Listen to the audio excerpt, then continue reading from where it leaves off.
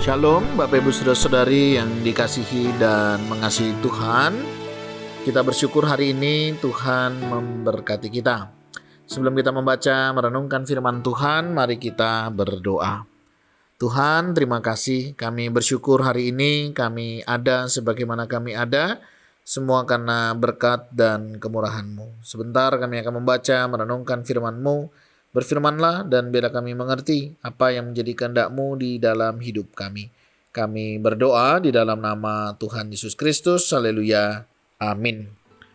Ayat bacaan kita terambil di dalam 1 Korintus pasal yang ke-13 ayat yang kedua. Sekalipun aku memiliki iman yang sempurna untuk memindahkan gunung, tetapi jika aku tidak mempunyai kasih, aku sama sekali tidak berguna.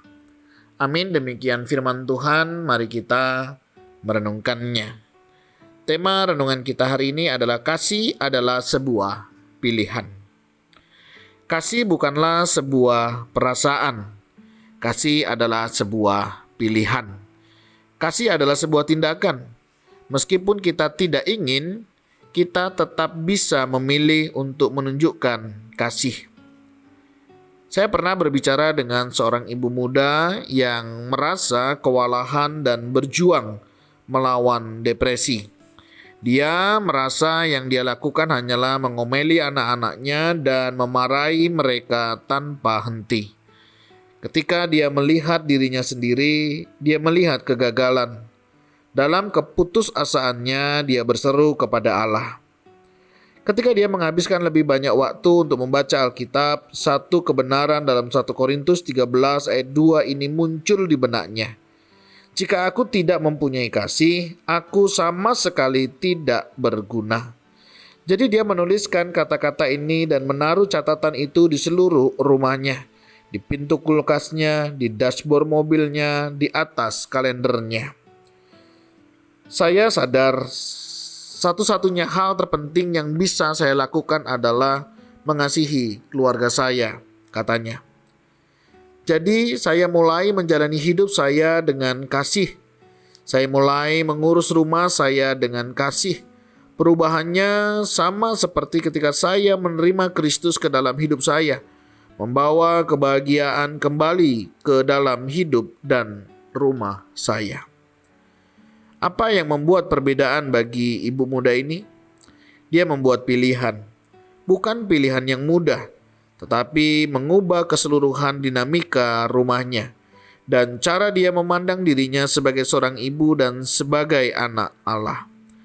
Bertindak dalam kasih saat kita tidak ingin sebenarnya merupakan ekspresi kasih yang lebih besar daripada saat kita ingin.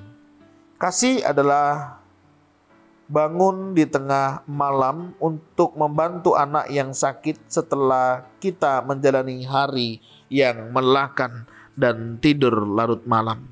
Kasih adalah bersabar terhadap pasangan saat mereka mudah tersinggung. Kasih adalah memberi seseorang apa yang mereka butuhkan, bukan apa yang pantas mereka terima. Lebih mudah bertindak karena kita merasa ingin daripada bertindak meskipun kita merasa tidak ingin.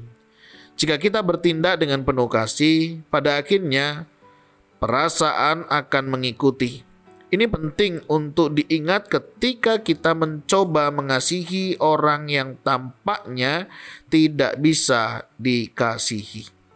Ketika kita mengasihi tanpa menghiraukan perasaan kita, itu disebut mengasihi dengan iman.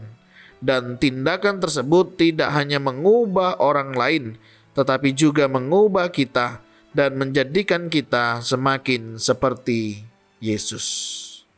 Tuhan Yesus, terima kasih untuk kasih dan anugerah-Mu yang Kau berikan bagi kami. Biarlah kasih itu terus berakar, bertumbuh dan berbuah di dalam kehidupan kami. Jika ada orang-orang yang mungkin kami tidak memberi kasih dengan baik, tidak memberi yang mereka butuhkan di dalam kasih dan perhatian, Tuhan tolong jaga hati dan pikiran kami, sehingga kami boleh tetap belajar melakukan apa yang terbaik untuk Engkau. Terima kasih ya Tuhan untuk kasih yang sudah Engkau berikan, biar ini menjadi modal dan Engkaulah model kehidupan kami untuk kami boleh menyatakan kasih kami. Terima kasih, ini doa seru kami yang kami naikkan di dalam satu nama, Tuhan Yesus Kristus. Haleluya. Amin. Bapak Ibu Saudara, demikianlah renungan kita hari ini. Kiranya Tuhan Yesus memberkati kita sekalian. Shalom.